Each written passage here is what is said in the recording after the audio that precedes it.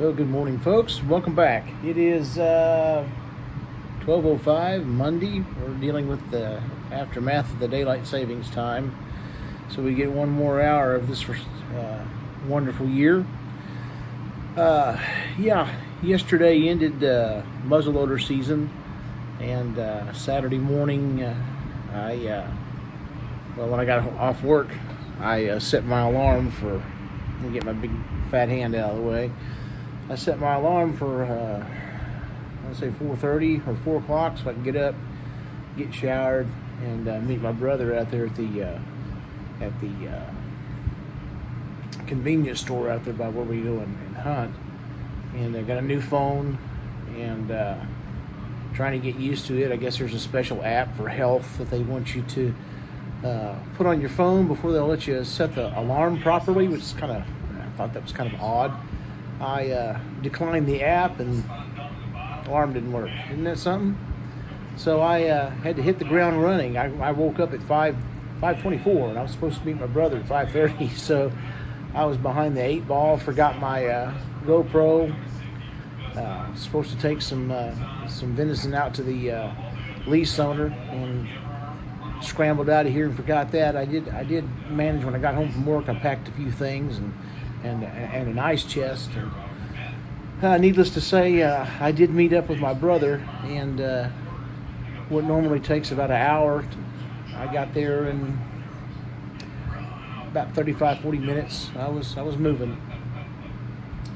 We get to the camper, and of course other things catch up to you when you're scrambling like that. So I had a full moon, so I was concerned about it, and still trying to deal with the learning curve on this phone. I'm not going to have any hunting videos. I've got some pictures that I will show you if you stick around. I know I don't make the best videos, and my retention time's not real good, but at the end of this segment, you'll see what transpired. But I finally got in my deer stand, and looking around, saw. Could barely make him out, but there's a coyote that took off across he come across the clearing, and then I heard some grunting and stuff, and some scampering and some movement, and I thought, well, maybe I got something behind me coming in, so I used that buck call I've got, and the grunting and the foraging got louder, and two what looked like to me Hart Labs were sniffing around, and they caught my scent on the ground and followed it all the way up to the deer stand. Luckily, they didn't look up; they just kind of kept on going. And then a little bit later, I saw a small doe, and then one a little bit bigger, and they were kind of meandering, and I don't know, they may have been in range. At that time, I don't know for sure.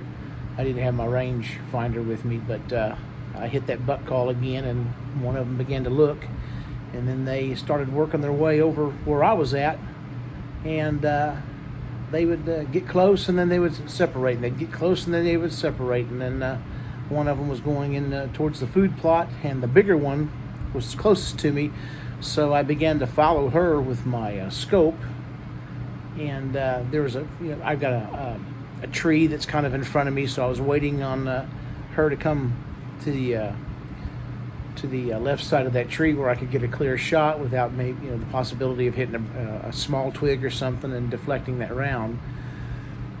And the other one was a little bit further away, so I began to track the bigger one with the scope. And when she got to where I could take the shot, I did so. When we sighted in that rifle, we sighted it in at about 50 yards, and that shot was roughly maybe 30, so it was a little high. It passed through her spine, and as the smoke was clearing from the round I shot off, I watched both of them hit the ground. And what had happened was it passed through the larger doe's spine and struck the other one, and I dropped both of them. And when I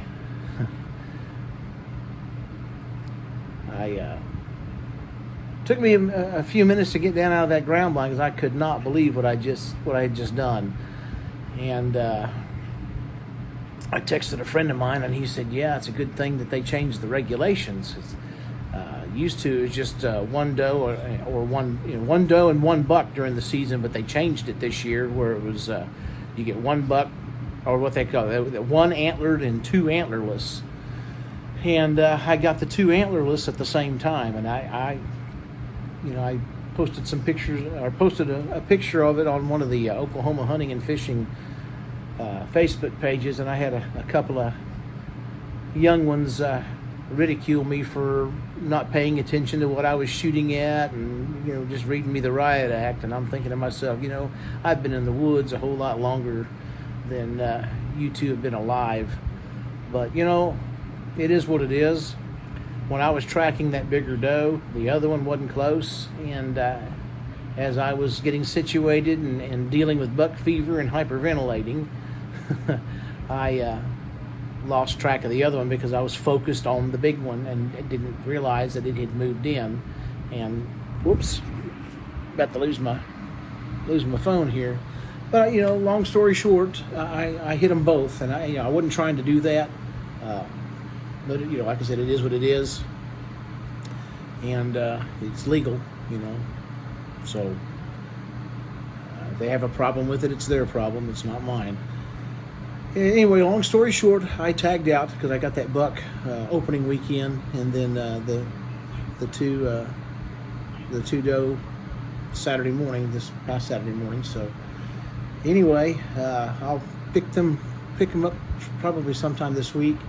But anyway, I'm going to get off here and start getting ready to go to work. And like I said, I'll post some photographs of the two at the end of this video segment. And and again, I apologize. I was just scrambling just to get out to the woods, and sometimes when the day starts off bad, it usually ends up good. And this time it ended up good. So any guy. Anyway, y'all have a great week. And I'll catch you on the next video.